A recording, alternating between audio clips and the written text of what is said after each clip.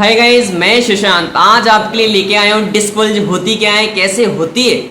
लेकिन कई लोगों के प्रश्न रहता है डिस्क बल्ज हो जाती है तो दिक्कत क्या आती है। आज ये वीडियो उन लोगों के लिए है जो भी शंका है, जो भी प्रश्न है वो कमेंट में डाल सकते हैं। और इसी के साथ साथ इसमें देखेंगे इन डिस्क बल्ज से किन किन परेशानियों का फेस करना पड़ता है। जैसे कि कहते हैं L4 L5 में डिस्क बल्ज हो गई है, सर्वाइकल S1 S2 में डिस्क बल्ज हो गई है। तो मतलब सर्वाइकल पे, थोरेसिस पे, लंबर पे, सेक्टरल एरिया पे डिस्क बल्ज कैसे होती है आज जानेंगे इसके बारे में। जैसे कि आप ये देख रहे हैं रीढ़ की वर्टिब्रा यानी कि स्ट्रक्चर जो है इसमें आप देखेंगे ये। अब आप ये देख रहे होंगे कि लीगामेंट जो होता है, जैसे रीढ़ की हड्डी के 30 वर्टिब्रा होते हैं, जैसे सर्वाइकल के साथ होते हैं ये, थोरेसिस के 12, जैसे सर्वाइकल के साथ 1 2 3 4 5 6 7, ये हो गया सर्वाइकल।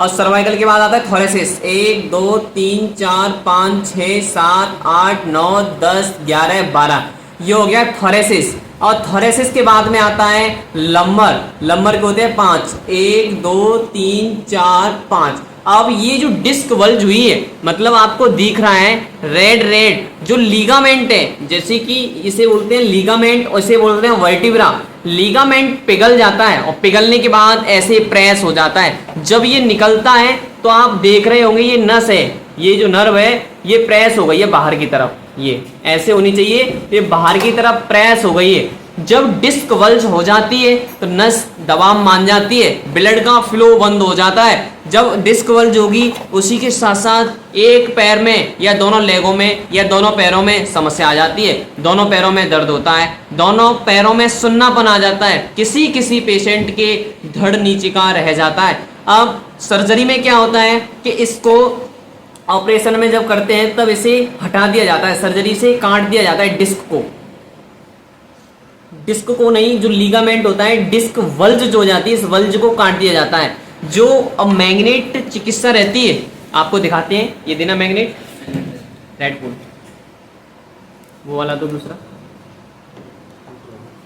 ये फेस सी आप देख रहे हैं ये मैग्नेट चिकित्सा है। इससे क्या होता है उस मैग्नेट चिकित्सा, ये जो मैग्नेट है इसे हम उस एरिया पे लगाते हैं। जब इस एरिया पे लगाते हैं तो ये इसे सिकोड़ देती है। जब ये सिकुड़ जाती है इसका साइज इंक्रीज हो जाता है, साइज बढ़ जाता है, लिगामेंट हीट हो जाता है। जब ये बढ़ जाता है तो इससे क्या है कि वो साइज को सिकोड़ देती है। जब सिकोड़ देती है तो वो अपनी अवस्था पे आ जाता है, डिस्क बल्ज ठीक हो जाती है। जब वो अपनी साइड यानी कि अपनी जगह आ जाएगा, जो ये नस दबाव माननी है जैसे बाहर की तरफ है फिर ये आगे की तरफ आ जाएगी। जब ये आगे की तरफ आएगी तो जो ब्लड का फ्लो रुक गया है वो होने लगेगा। और इसी के साथ साथ जैसे कहते हैं मांसपेशियों का जो भोजन है वो है ब्लड।